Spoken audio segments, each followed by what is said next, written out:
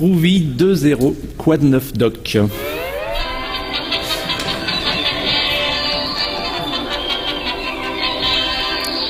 Alors je vais baisser quand même un peu le son parce que bon.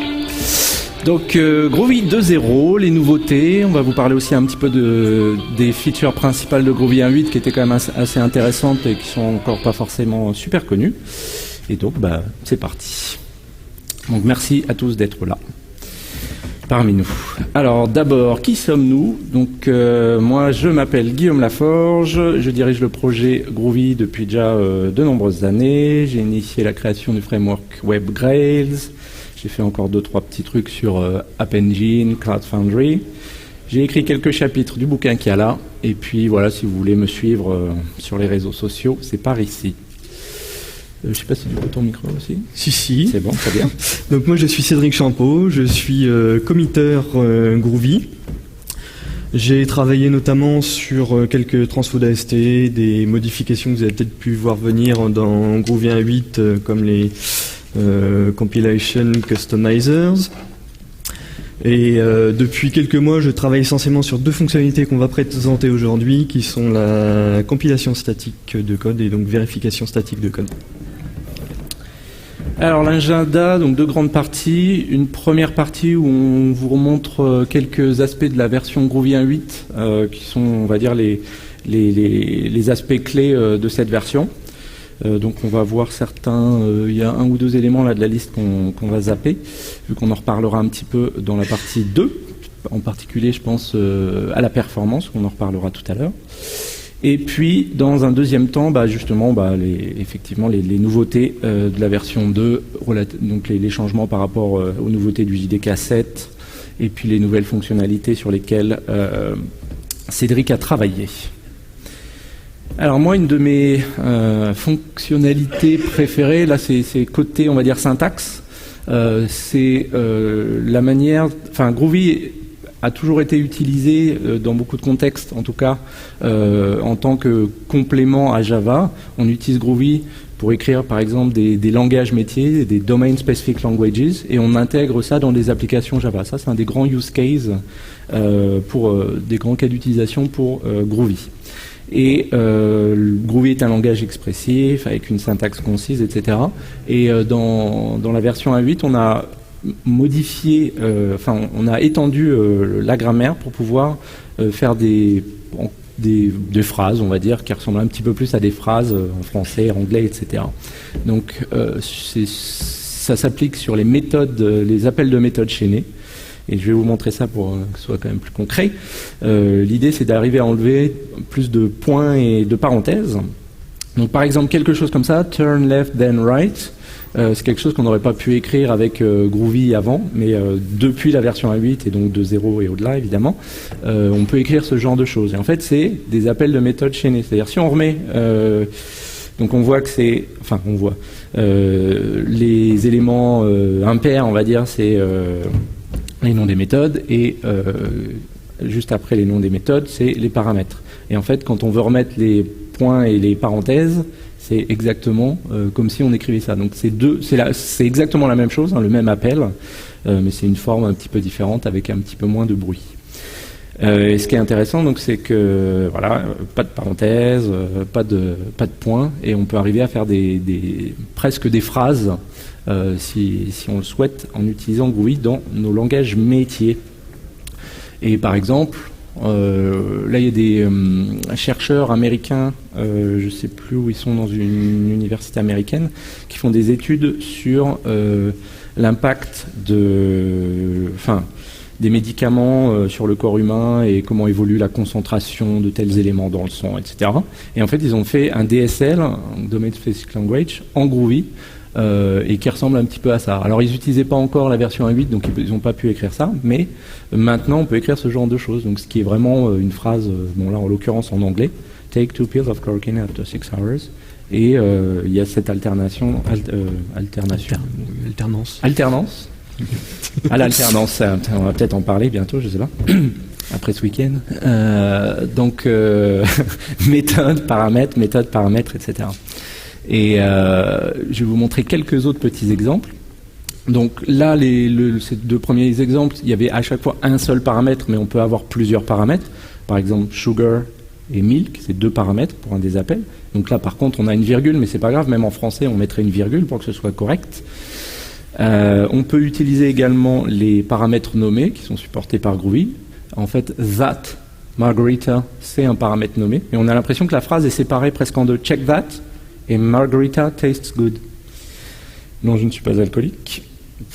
On peut également utiliser les closures pour les paramètres. Donc, si on veut faire des choses un peu comme, je sais pas, des structures de contrôle comme des if, then, else ou ce genre de choses où on a besoin d'utiliser les accolades, on peut faire ça. Et par exemple, j'invente une structure de contrôle given, when, then avec ce genre de syntaxe. Le fait qu'on peut enlever des parenthèses et des points. Il y a un cas où on a besoin des parenthèses, c'est quand même quand une méthode a besoin, enfin ne prend aucun paramètre. Donc là, par contre, pour pouvoir continuer à distinguer ce qu'est une méthode de ce qu'est un paramètre, on avait besoin de le distinguer d'une manière ou d'une autre. Donc on a gardé les parenthèses. Et aussi, là, je montrais, on va dire un nombre pair, c'est-à-dire une méthode, un paramètre, une méthode, un paramètre, à chaque fois ça allait par 2 évidemment, et en fait on peut aussi faire le cas avec 3 éléments, c'est-à-dire une méthode, un paramètre et cookies, c'est un appel de propriété. Et je vais vous remontrer en remettant les parenthèses. Donc take coffee with sugar, milk, c'est 2 paramètres qui sont passés à la méthode with. Ici, comme je le disais, avec les paramètres nommés that Margarita, c'est le paramètre nommé. Bon, après celui-là il est assez simple, on a juste à remettre les parenthèses autour des accolades. Ici, ouais, on bouche les trous, hein, les espaces que j'avais laissés exprès. Et là, take 3, ça retourne quelque chose sur lequel on appelle la propriété cookies, et donc on a effectivement 3 éléments. Donc avec ça, on peut faire vraiment des choses très très chouettes au niveau langage métier dans nos applications. Une autre nouvelle intéressante donc qui a été intégrée dans la distribution de Groovy, c'est le framework Jeepers. Donc Jeepers, c'est une librairie qui propose tout un tas de choses autour du parallélisme, de la concurrence. Donc vraiment beaucoup en fait tout un tas de paradigmes dans cette même librairie. Donc par exemple on peut faire des acteurs, on peut simplifier l'utilisation de fork join, du JDK, on peut faire des choses à la MapReduce Google avec les opérateurs style map, filter, reduce, les faire en parallèle sur plusieurs corps, etc. Il y a d'autres choses un petit peu moins connues comme les data flows mais qui sont assez intéressants pour modéliser des problématiques concurrentes, les agents, etc. Et ce qui est intéressant aussi avec cette librairie d'ailleurs, c'est qu'on peut effectivement l'utiliser à partir de Java, parce que donc c'est encore plus joli à utiliser en Groovy, mais les API sont utilisables à partir de Java. Donc par exemple, si vous avez ce genre de besoin de faire des choses en parallèle de manière relativement élégante, même en Java, Jeepers c'est vraiment très bien. Ensuite, les closures, donc qui sont vraiment un des éléments clés de Groovy. Donc, on va avoir des lambdas dans le JDK 8 dans pas si longtemps que ça. JDK 8 dans 1 an ou 2. Donc, ce sera vraiment en prod dans 3 ou 4. Donc, dans 3 ou 4 ans, vous pourrez sans doute les utiliser. Mais c'est vrai que depuis 2003, la création de Groovy, on avait déjà rajouté les closures. Parce que on les a trouvés très très utiles. Et puis je ne sais pas si vous avez suivi par exemple la présentation des lambdas sur le JDK 8, il y en a certains qui l'ont vu. Donc le genre de choses que vous avez pu voir pour faire filtrer une collection, etc. Ça c'est ces choses-là qu'on fait depuis des années en Groovy. Donc quand on combine les closures, les collections, on peut faire vraiment des choses très intéressantes. Donc avec nos closures, on a encore rajouté, donc là en noir, en gras, c'est ce dont je vais parler, donc je ne vais pas forcément vous montrer tous ces éléments-là. Je vais vous montrer qu'on peut utiliser des closures comme paramètres d'annotation, et une des autres additions des nouveautés, c'est la mémorisation. Je vais vous montrer ce que c'est.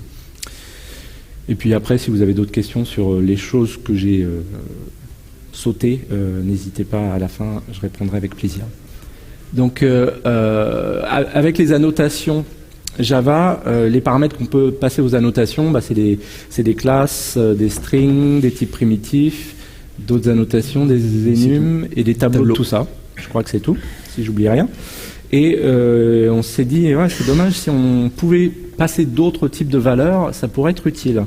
Et en l'occurrence, des closures, ce serait très bien.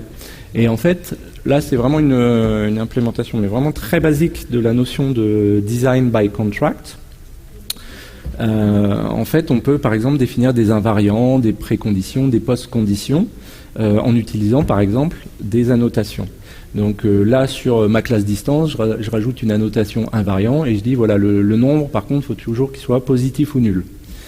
Et cette annotation-là, il faut bien la définir. Donc je l'ai définie tout en haut. Et comme niveau JVM, on n'a pas le droit de mettre autre chose comme type que ce qui est autorisé, donc en fait, on a encodé la closure sous forme de classe, c'est-à-dire la classe de la closure qu'on a mis dans cette valeur-là. Donc c'est pour ça qu'on voit class value et non pas, je sais pas, closure value ou quelque chose comme ça. Donc après, dans mon petit exemple là, je crée une nouvelle distance.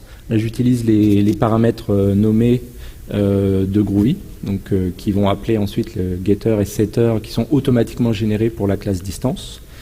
Je récupère la notation. Pour cette annotation-là, je récupère sa valeur. La valeur, en fait, c'est la closure qui est passée en paramètre ici. Je l'instancie et ensuite j'appelle j'appelle cette closure check avec ma distance. Et ensuite, ça me dira oui ou non. Là, en l'occurrence, vu que le nombre est déjà positif, il n'y a pas de souci.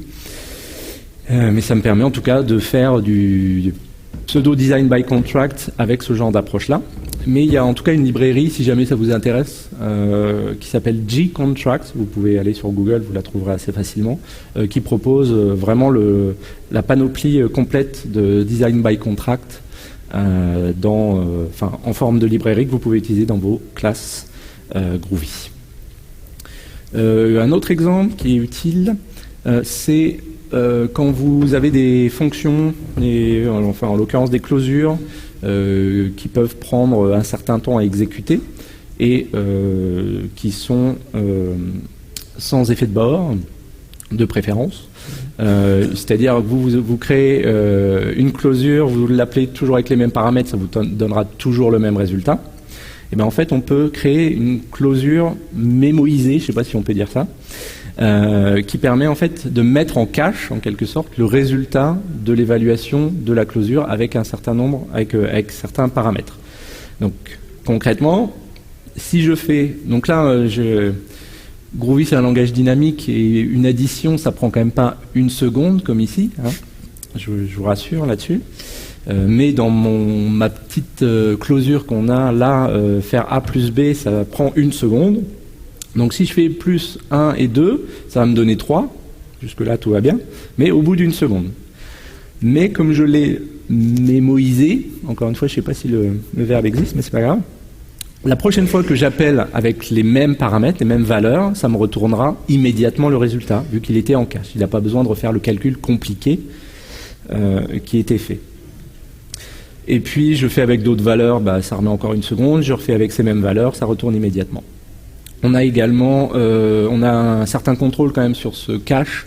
On peut dire, voilà, se rappeler d'au moins 10 valeurs, ou au plus 10 valeurs, ou entre 10 et 20 valeurs, etc. Donc c'est un petit peu au choix. Et c'est un cache LRU, et puis qui est sympa avec, par exemple, si vous mettez Memwise, au bout d'un moment, et vous utilisez une tonne de valeurs différentes, le cache il va grossir. Mais avec des soft, weak références et tout ça.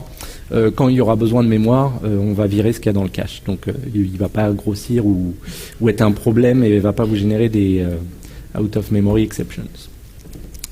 Notre petit... Là, c'est plutôt côté, on va dire, librairie. On a rajouté le support de JSON dans Groovy. Donc Groovy est souvent utilisé aussi pour simplifier par exemple le parsing et la production de XML. Et on a appliqué la même approche, même notation grosso modo que le support XML de Groovy. Donc on peut consommer et produire du JSON. Un petit exemple avec le JSON Slurper, le parseur, Donc par exemple, alors là j'ai pas mis l'URL en entier parce que c'était un petit peu long. Vous allez sur le site de GitHub, sur le projet Groovy/GroovyCore et vous pouvez récupérer en format JSON tous les commits. Excusez-moi. Tous les commits qui ont été faits sur le repository de Groovy. Donc vous créez un slurper et vous parsez le JSON qu'on a récupéré. Donc pour ceux qui ne sont pas trop familiers, d'ailleurs j'ai oublié de poser la question, qui c'est qui est familier avec Groovy, qui l'a déjà utilisé un petit peu? Ok, donc c'est pas mal quand même. Il y a des petits raccourcis sympas, par exemple sur la classe URL qui est une classe du JDK, il y a une méthode getText qu'on peut appeler en faisant .text. C'est un raccourci pour les getters sur les Java Beans. Et getText va récupérer le contenu de l'URL distante. Vous pouvez faire getText avec un encoding, etc. Donc en une seule ligne, je peux récupérer facilement le contenu d'une URL distante ou appeler un service REST, etc. en une seule ligne.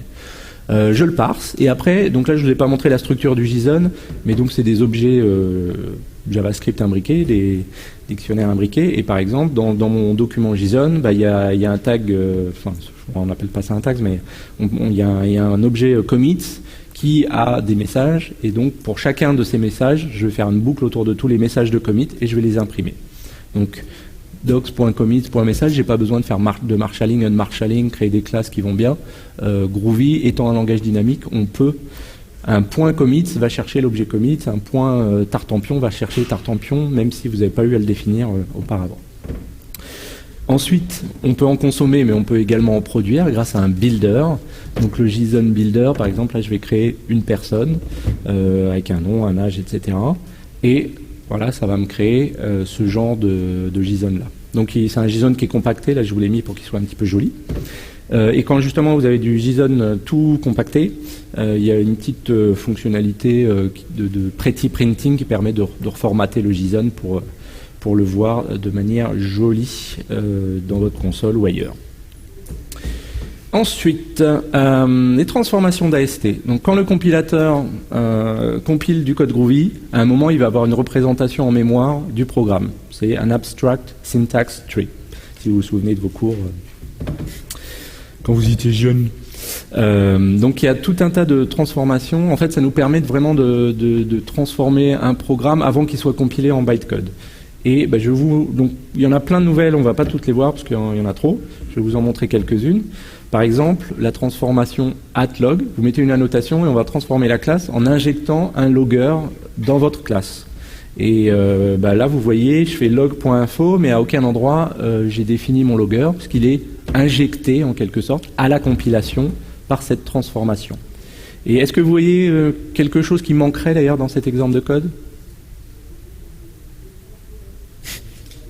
Personne. C'était pour voir si je suivais. Pas d'idée là? Quand vous utilisez un logger, quand vous faites log info, log debug, qu'est-ce que vous faites juste avant? Ah, un test, voilà.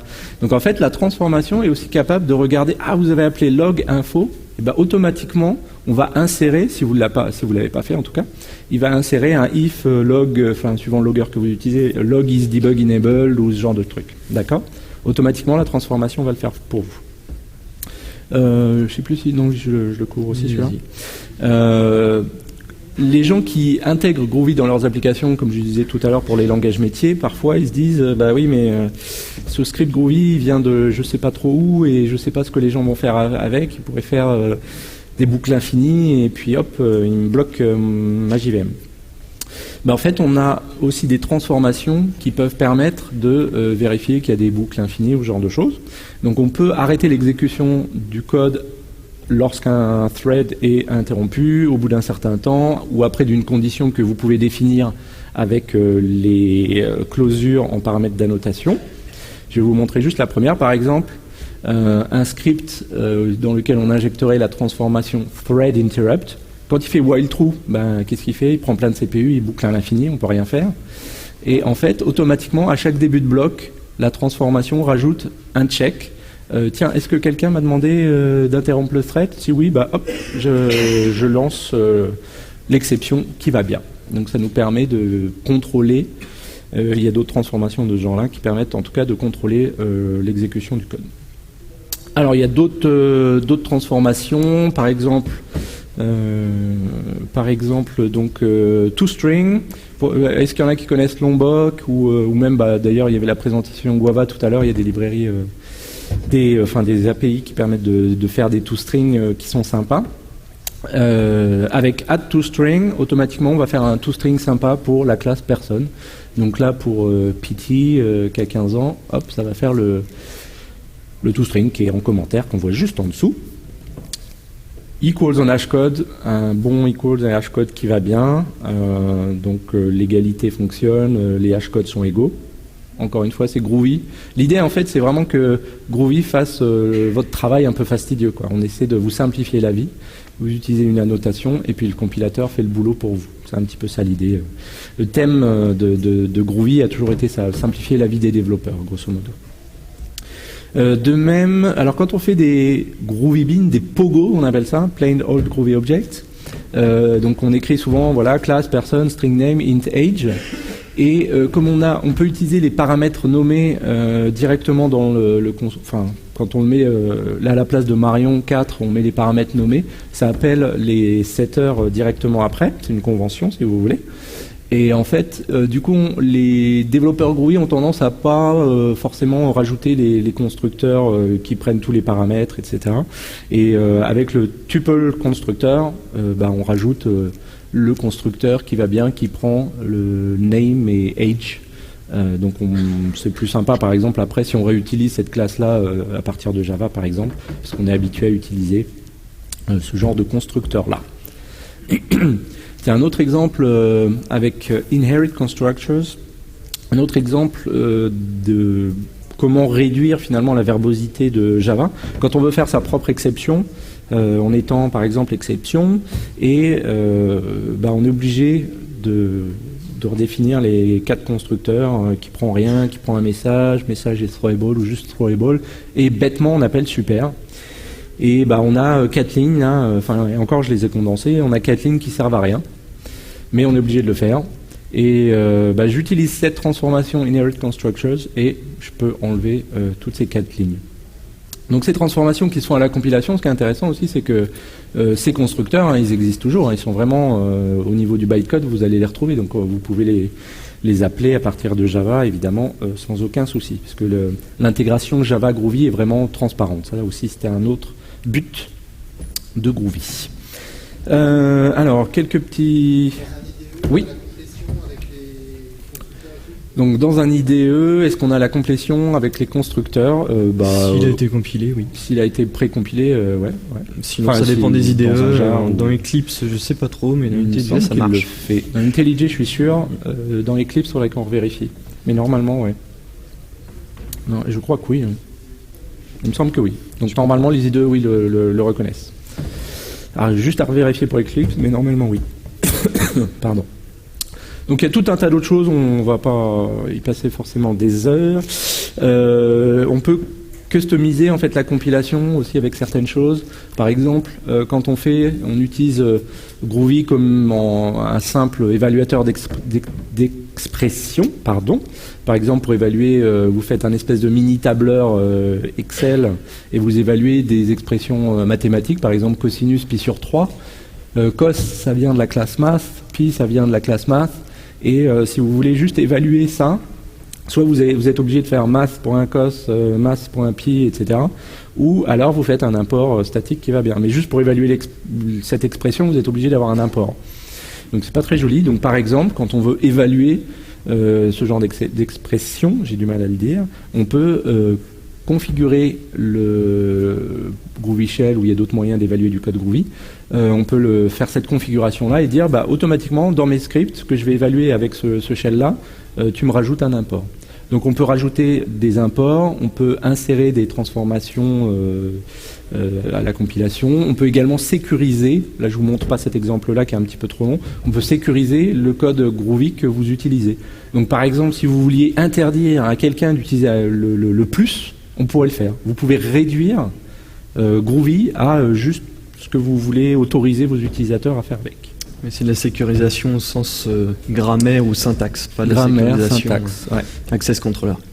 Mais ce qui est intéressant. Donc voilà pour Groovy 1.8, et maintenant, ce sur quoi on travaille pour Groovy 2.0, qui n'est pas encore réalisé, mais qui va être réalisé dans un mois environ, fin mai normalement. Donc, les grands thèmes, on essaie de rendre Groovy plus modulaire, s'aligner avec le JDK 7, et puis les nouvelles fonctionnalités que Cédric vous décrira. Alors la modularité, l'idée, le jar principal de Groovy fait plus de 4 mégas, c'est quand même déjà assez gros, et tout le monde n'a pas besoin de tout le temps. Parce que dans les API de Groovy, parce que Groovy c'est pas qu'un langage, mais c'est aussi des API, comme il y a le JDK avec Java, je dirais, par exemple, vous pouvez faire du templating avec Groovy, avec le jar de Groovy. Vous pouvez faire des interfaces graphiques avec Swing de manière assez sympathique. Mais bon, voilà, vous n'en avez pas forcément besoin de faire du Swing dans une appli web, en général. Donc l'idée, c'est de splitter en plusieurs modules, en plusieurs jars plus petits, et vous choisissez que ce qui vous intéresse. Donc en gros, voilà, c'est ça la modularité. Ensuite, on a aligné la grammaire de Groovy dérive en fait de la grammaire de Java. Et dans Java 7, il y a eu des petites nouveautés, comme par exemple Project Coin. Donc par exemple, la possibilité d'écrire des nombres binaires avec des 0, des 1. Donc ça, c'est quelque chose qu'on a rajouté. On a aussi la possibilité de définir des underscores, donc par exemple pour séparer les milliers, millions, milliards, ou 8 bits pour faire des groupes de 8 bits, etc. On a aussi le multicatch, exactement pareil que dans Java 7. Vous avez besoin d'un seul bloc pour catcher deux exceptions différentes qui ne sont pas forcément liées hiérarchiquement. Enfin, si elles le sont, parce que c'est des séries d'exceptions, mais bon. Et maintenant, c'est ton tour. Ok, merci. Alors, qui déjà a assisté à la présentation de Rémi Forax sur Invoke Dynamic? Qui est là-bas. Ok, donc vous, j'ai rien besoin de vous expliquer, je vais plutôt m'adresser à gauche. Donc, Groovy, c'est un langage dynamique, et un des problèmes aujourd'hui qu'on a avec Groovy, c'est l'implémentation même du langage dynamique dans quelque chose, dans du bytecode qui est très statique. Donc, sur la version 7 de la JVM, on a une nouvelle instruction dans le bytecode qui est arrivée, qui s'appelle Invoke Dynamic, et qui, nous, en tant que développeurs d'un langage dynamique, nous simplifie énormément la vie. Ça permet de faire ça, et ça va, pour, à terme, les utilisateurs, permettre d'avoir une exécution de code plus rapide. Rémi va pas me contredire, mais c'est un travail de longue haleine, donc il faut prendre les pincettes et bien voir que tout ce travail-là d'Invoke Dynamic, c'est du travail qui est en cours, aussi bien sur le JDK que chez nous. Donc les premières versions qui vont sortir de Groovy avec Invoke Dynamic auront les performances qu'elles auront, mais seront sensiblement meilleures. Et au fur et à mesure, on espère qu'on va arriver avec des performances qui seront proches de celles d'un langage statique.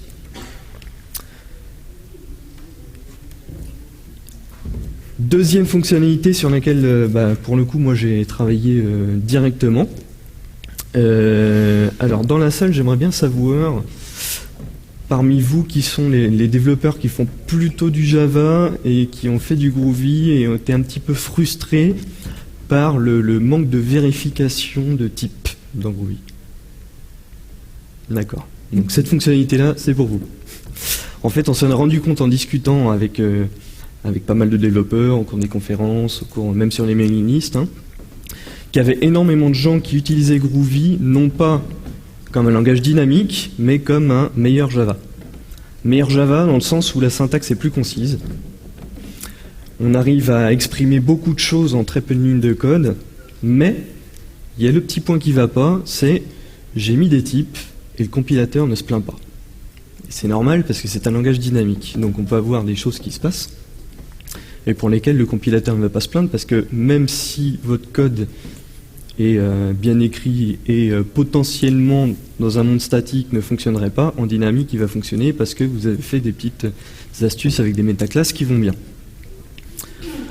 Si vous n'avez pas besoin du métaclass, que vous n'utilisez pas les fonctionnalités dynamiques, que vous voulez un petit peu de vérification, je vais vous présenter ce que vous allez pouvoir avoir avec le Static Type Checking dans Groovy 2. Donc le Static Type Checking, introduit en fait une nouvelle annotation qui s'appelle TypeChecked.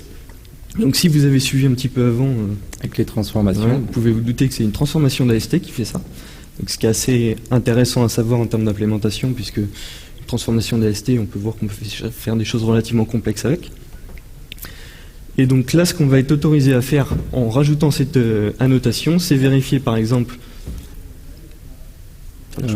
en direction de l'ordinateur. D'accord. Que la méthode n'existe pas et que la propriété name non plus. Si vous êtes dans du Groovy traditionnel, il est possible que vous ayez par exemple implémenté du méthode missing, du property missing et que ces propriétés existent.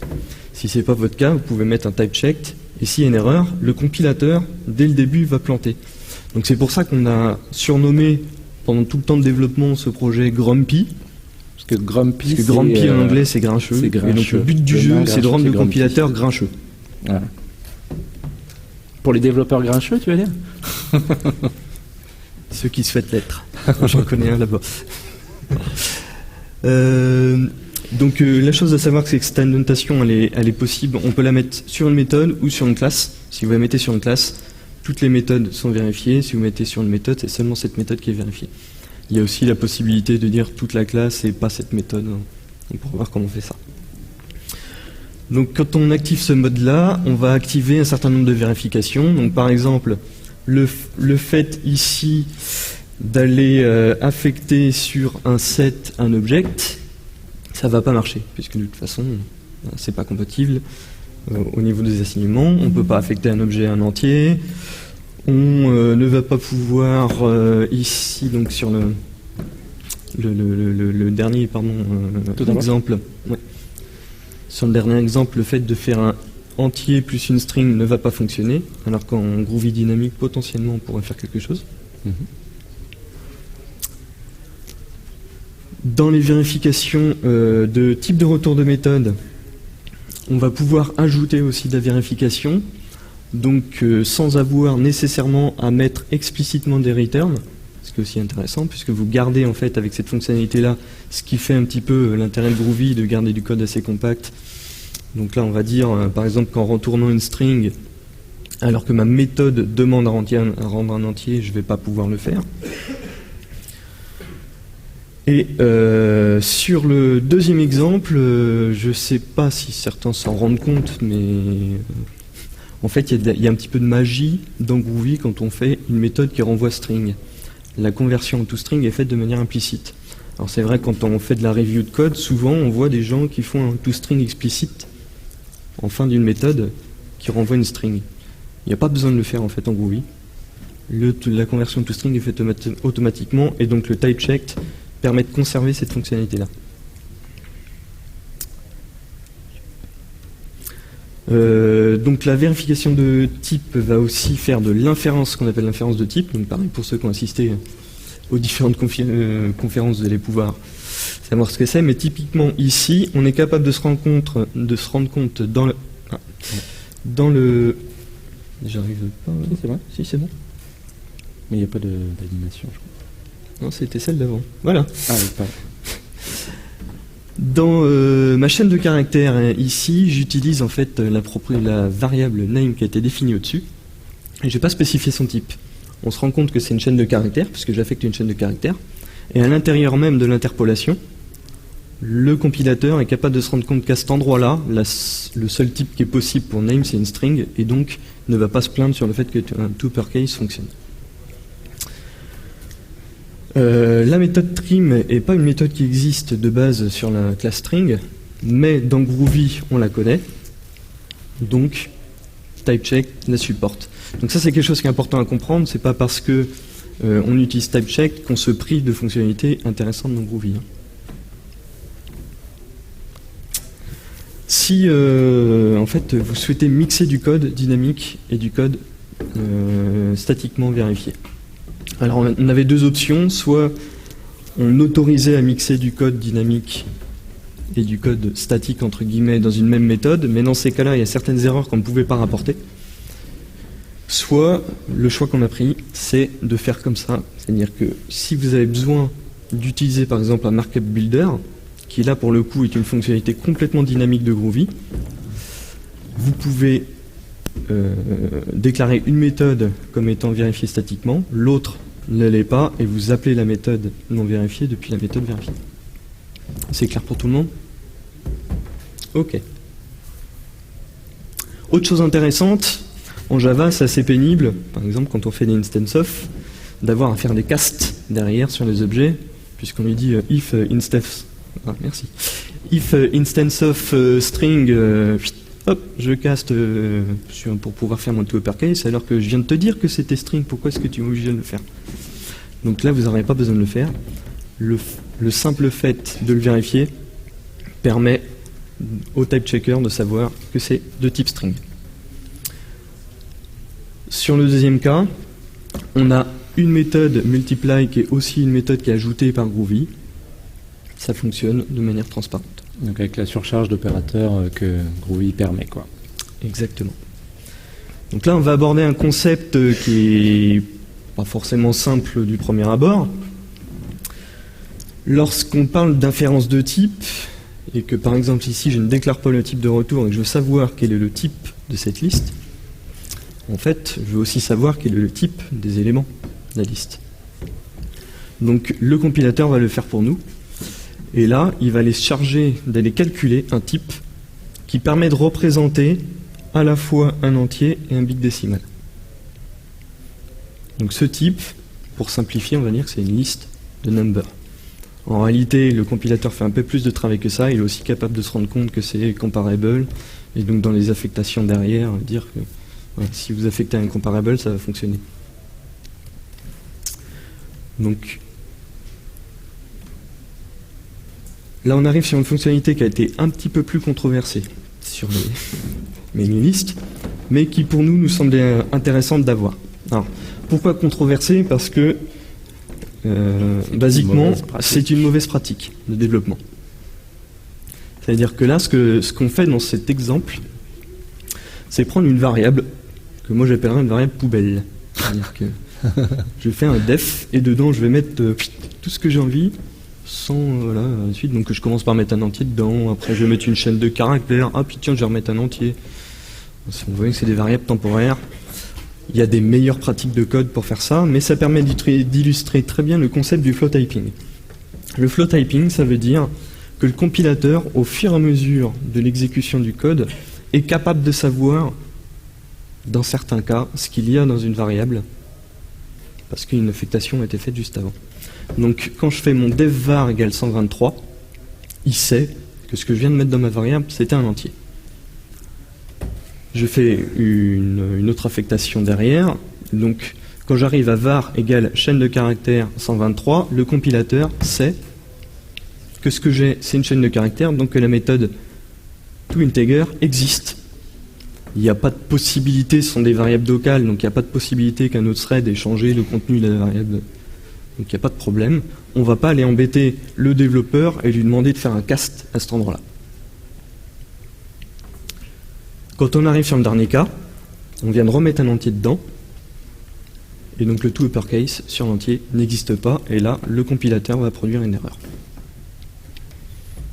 Alors, c'est une fonctionnalité qui est sympa, c'est prévu pour les développeurs Java qui, quand ils ont fait 3 mois de Groovy, retournent un programme Java et sont un petit peu frustrés, ils disent « Ah, c'était bien Groovy quand même ». Mais il y a quand même, quand on utilise Groovy, des, alors comment on va dire, des gotchas en français, des petites choses à savoir. Alors ça va être moins 25% des gotchas. Quel est le problème d'utiliser TypeChecked alors qu'on est en Groovy et que c'est un langage dynamique? Dans Groovy, par exemple, j'ai les métaclasses. Je vais ajouter des méthodes dynamiquement. Je vais pouvoir faire des choses avec des catégories. Donc pour ceux qui savent catégorie, je fais use time category, ce qui me permet d'utiliser des méthodes sur les entiers. Tout ça avec TypeChecked, c'est désactivé. Désactivé dans le sens où si vous faites un appel sur le métaclass, vous n'allez pas pouvoir, le compilateur au moment où il voit le code ne peut pas savoir ce qui s'est passé par exemple dans un autre thread, dans une autre classe, et savoir que la métaclasse de la classe integer, par exemple si vous avez rajouté une méthode sur integer, que ça a été fait, puisqu'on ne connaît pas le moment d'exécution. Donc au moment où on fait de l'analyse statique de code, on peut par définition pas être dynamique. Donc vous oubliez les métaclasses, vous oubliez les catégories.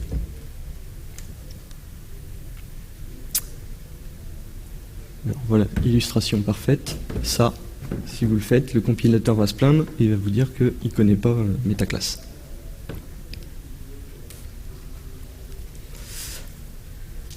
Alors, autre petit souci, mais qui pour moi n'en est pas un. Alors pourquoi ça n'en est pas un?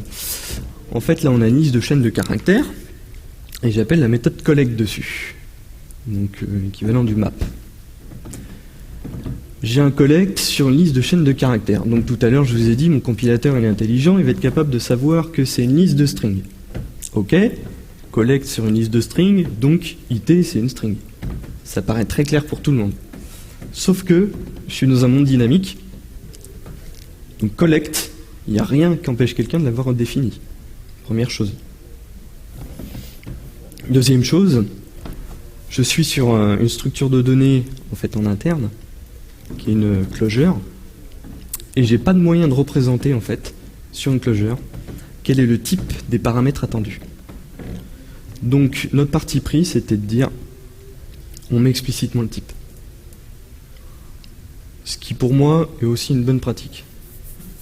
C'est-à-dire que on commence à typer notre langage parce qu'on est en train de se plaindre que voilà, justement le compilateur ne se plaint pas assez quand on met des types. Donc pourquoi aller ne pas mettre de type alors que ce qu'on veut c'est un petit peu plus typer son code. Cependant, si ça vous intéresse, que cette fonctionnalité-là de pouvoir supprimer la déclaration de type vous intéresse, on a déjà commencé à faire des propositions donc, sur la page du type checker du wiki de Groovy sur des façons d'annoter en fait le code de Groovy même pour pouvoir exprimer au compilateur, lui dire bon en fait cette closure là ce qu'elle attend en paramètres ce sont strings, ce sont ce genre de choses. C'est pas forcément simple mais c'est intéressant. Autre cas intéressant, donc toujours avec les closures, on va tomber sur des cas comme ça, où en fait ce qu'on appelle les closures shared variables, donc ce sont des variables qui sont partagées dans une closure. Donc quand on définit une closure, par exemple ici, cl avec var égale new date, le var qui est ici a été défini à l'extérieur de la closure. Et en Groovy, quand on fait ça, on peut aller modifier la valeur de var. Donc c'est pas comme en Java, par exemple, quand on fait des classes internes ou anonymes, où on est obligé de mettre final et on ne peut pas toucher aux valeurs des variables. En Groovy, c'est autorisé. Donc là, on a un problème. Ici, on affecte une date à var, et derrière, quand je l'appelle, j'essaie de faire une to uppercase sur ma variable. Sauf que dans l'absolu, je ne peux pas savoir ce qui s'est passé avec ma closure. Alors on imagine bien que en Groovy, donc là j'ai affecté cette variable, cette closure dans une variable, mais potentiellement elle peut être embarquée ailleurs, exécutée dans un autre thread.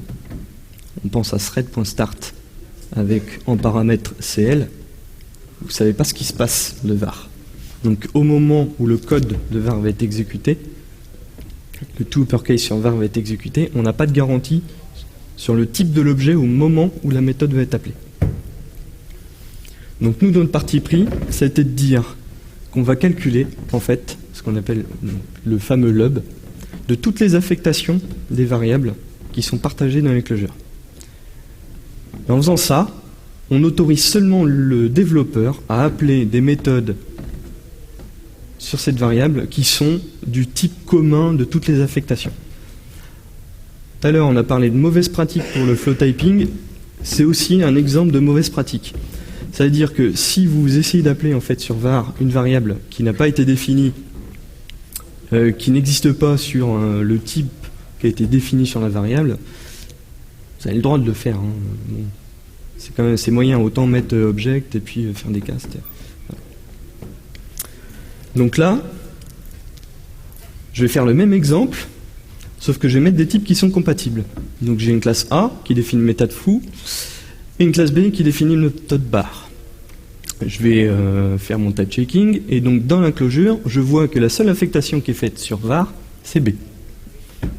Donc derrière, je calcule entre un A et un B, quel est le type commun? C'est A. Est-ce que la méthode foo existe sur A? Oui, elle existe, c'est autorisé. Donc c'est aussi bête que ça. On a le droit d'appeler des méthodes uniquement sur les objets, sur le type commun. C'est clair pour tout le monde ou s'il y a des questions tout à l'heure, je pourrais toujours y répondre. Alors, pour l'instant, je vous ai parlé de vérification de code. Uniquement vérification. Quand on fait de la vérification de code, tout à l'heure j'ai dit, oui, mais si je fais de la vérification statique de code, c'est un peu bête parce que je désactive des fonctionnalités qui sont dynamiques. Donc du coup, j'utilise pas les fonctionnalités dynamiques de Groovy. Donc pourquoi au runtime, je vais être dynamique? Que le code qui est produit quand j'utilise typechecked, quelque chose qui est important à comprendre, une fois que vous avez compris ça, c'est bon. Le code qui est produit avec typechecked, c'est strictement le même que celui sans l'annotation. Là, on va ajouter une nouvelle annotation qui s'appelait compile static, qui elle va faire un travail différent, c'est-à-dire qu'elle va faire le type checking, et une fois qu'elle a fait le type checking, elle va compiler statiquement le code. Alors pourquoi on fait ça? En fait, il y a deux raisons. La première raison, c'est la performance. Mais la performance, tout à l'heure, on a parlé d'invoke dynamique.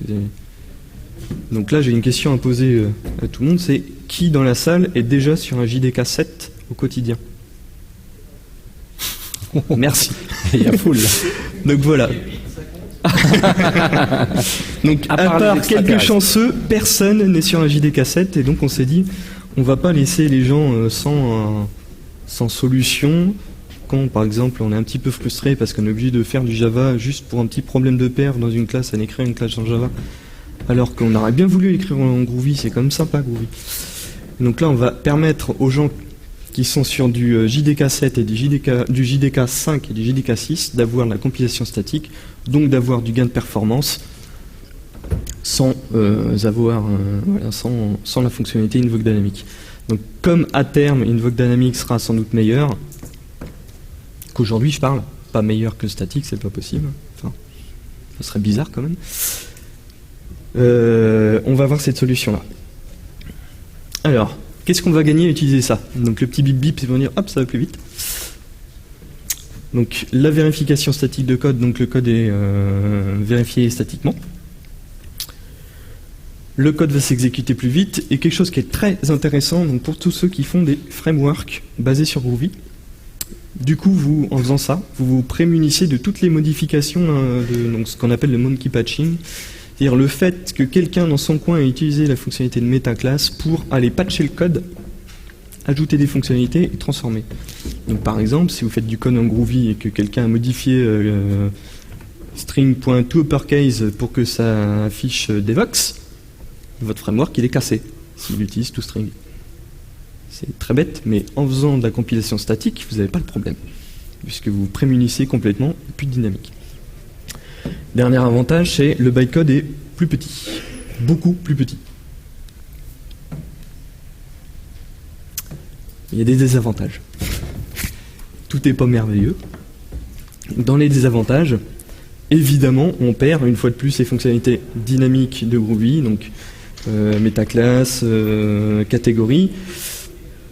Mais pour vous rassurer, on perd pas tout le dynamisme de Groovy, puisque moi, donc là c'est un avis qui est assez personnel, mais dans la partie dynamique, je mets deux choses. Je mets effectivement le dynamisme runtime, qui est ce que 80% des utilisateurs de Groovy font, utiliser le dynamisme runtime, mais les compilations, les transformations d'AST qu'on a vues plus tard, c'est aussi une forme de dynamisme. Donc tout ça, c'est compatible avec le type checking, c'est compatible avec la compilation statique. Le fait de mettre des annotations, des transformations d'AST est totalement compatible. Donc vous gardez un certain dynamisme à la compilation.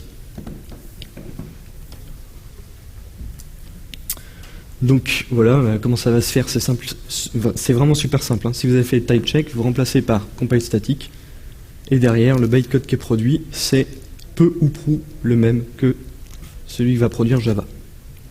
Donc là, on a un exemple, bon, je vais accélérer un petit peu, on a un exemple de mix entre du code compilé statiquement et du code compilé dynamiquement.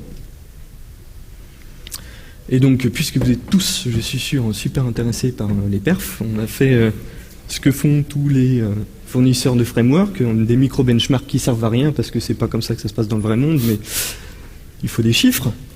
Donc voilà les chiffres. Donc on est parti d'assez loin, on est parti de Groovy 1.7, où il n'y avait pas les optimisations de type primitif, et donc par exemple sur Fibonacci, on faisait 3 secondes 2. Après on est arrivé avec Groovy 1.8, on a fait ah ouais mais on peut être plus malin, ça c'est des types primitifs donc on peut optimiser, il n'y a pas eu de changement de métaclasse, paf, 271 millisecondes. C'est pas mal. C'est bien, c'est x2 par rapport à Java, c'était déjà bien. Là on arrive, c'est la même chose. Paf. Deuxième benchmark qui est calcul d'une estimation de pi, on voit que pareil on arrive dans les mêmes performances que Java. Le dernier cas, donc Binary Trees, c'est un exemple de génération d'arbres binaires, suppression de nœuds. Voilà. Donc là, on est un peu moins bon que Java, mais bon, ça reste du work in progress.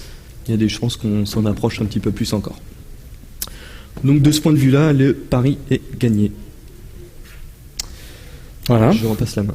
Donc les thèmes principaux, la modularité, l'adaptation par rapport au JDK et Java 7 avec Project Coin, Invoke Dynamic pour accélérer l'invocation dynamique des méthodes, et également tous les aspects de vérification de type et également de compilation statique comme Java C, histoire de faire voilà, quelque chose qui est aussi rapide ou presque que Java. Donc, en résumé, Groovy rocks, comme on dit en anglais. Et ah zut, il y avait la petite musique quand même. Voilà, that's all, folks. Il nous reste 3 minutes, 3 toutes petites minutes éventuellement pour une ou deux questions, et on pourra en prendre après. Donc déjà merci.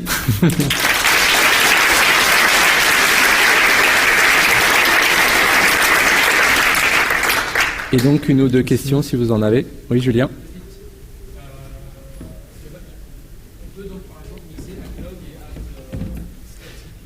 Donc, oui. On peut mixer Atlog et la compilation statique. Atlog, c'est vraiment... L'autre, quoi?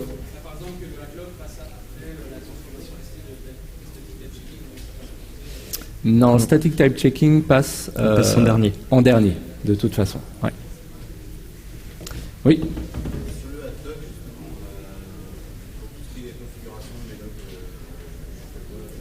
Bah après les mêmes, quand tu as des fichiers de configuration, donc comment configurer le log, bah c'est toujours les mêmes fichiers de configuration des librairies de log qui vont bien. On est passé très vite, mais il y a des variantes du Atlog. Et puis il y a les différents voilà. Ouais. Ouais. Autre question, là-bas.